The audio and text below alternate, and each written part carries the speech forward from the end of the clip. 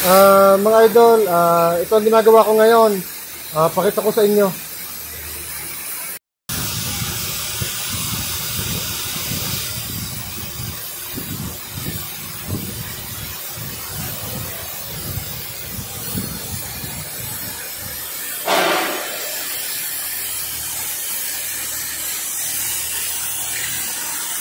Yan po mga idol ang ginagawa ko ngayon.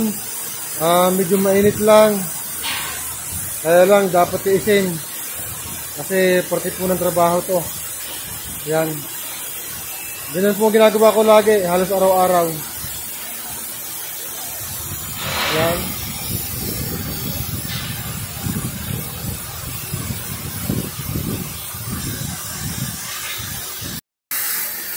Yun mga idol. Bali, pinost ko muna po ang video at medyo mahaba po yun.